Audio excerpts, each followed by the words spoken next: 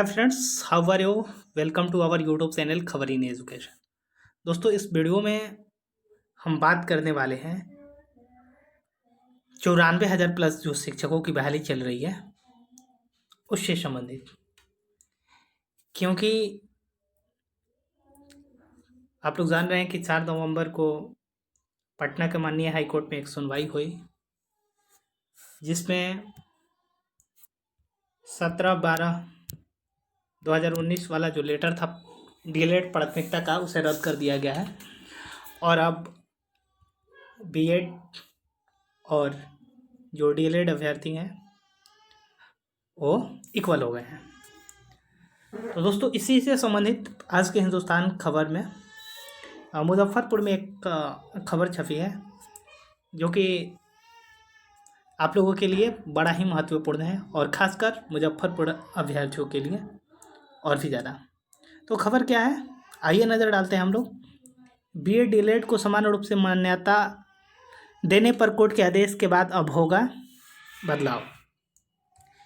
मेधा सूची में बदल जाएंगे 80,000 अभ्यर्थियों के स्थान, यानी कि टोटल जो मुजफ्फरपुर ज़िले में अभ्यर्थियों की संख्या है वो 80,000 है, जिनके मतलब बदलाव होगा, अब संशोधन होगा। तो थोड़ा धुंधला है, लेकिन फिर भी मैं आपको स्पष्ट पढ़ के और सुनाने की कोशिश करूँगा। ध्यान से देखेंगे तो आप लोग भी पढ़ पाएंगे। जिले के 80,000 शिक्षक अभ्यर्थियों की मेधा सूची बदल जाएगी। प्राइमरी शिक्षक बहाली में मेधा सूची में बड़ा बदलाव होगा। बीएड और डीएलएड को सामान्य मान्यता देने के कोर्ट के आदेश के बाद यह बदलाव किया जाएगा।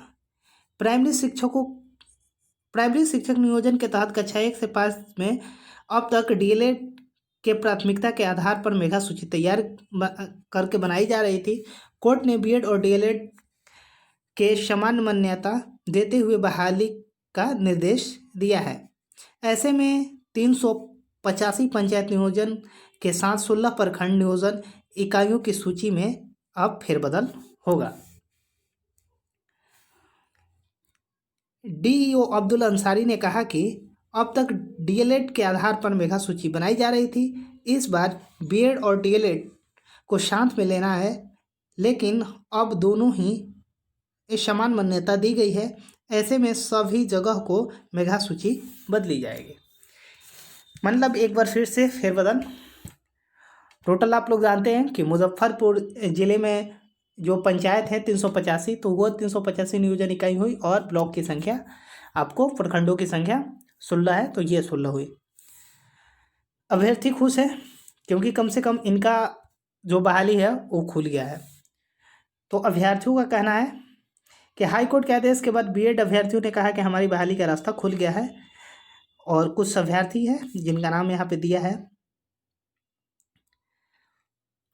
अब देखिए, यहाँ पे साफ साफ लिखा है कि सिरे से सूची बनाने के लिए विभाग के मार्गदर्शन का इंतजार। यानी कि अब जितने भी नियोजन इकाइयाँ हैं अपने काम को जो थोड़ा बहुत चला भी रही थी वो पूरी तरह से स्थगित हो गई है।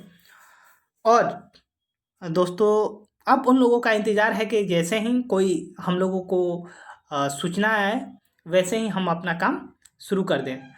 तो दोस्तों, अब क्या करना होगा, खासकर बीएड वाले अभ्यर्थी यहाँ पे ध्यान देंगे, क्योंकि अब यहाँ पे प्राथमिकता हट चुकी है।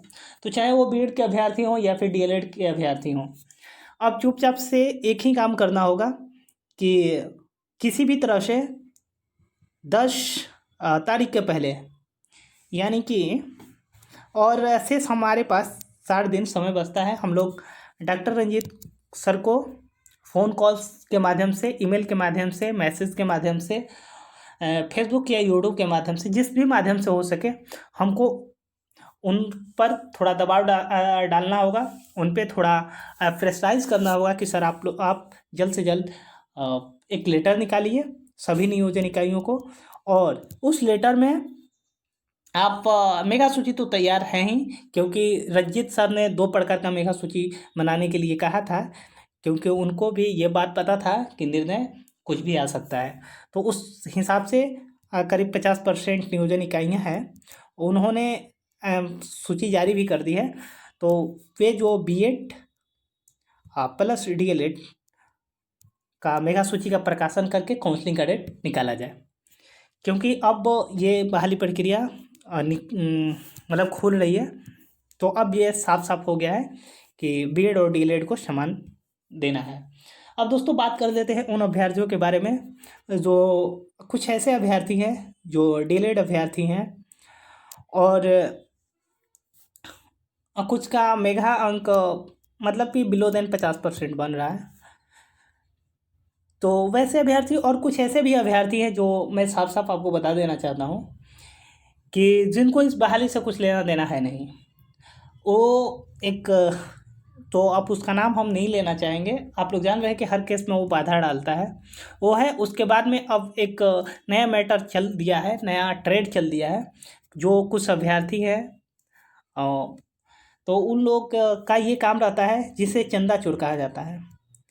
वे डीएलएड अभ्यर्थियों को बरगलाने की कोशिश कर रहे हैं और अलग अलग ग्रुप्स भी बनाए गए हैं जिसमें बहुत सारे अभ्यर्थी भी जुड़े हैं और झूठ साच बोलकर लोगों को पैसा ठगने का काम किया जा रहा है।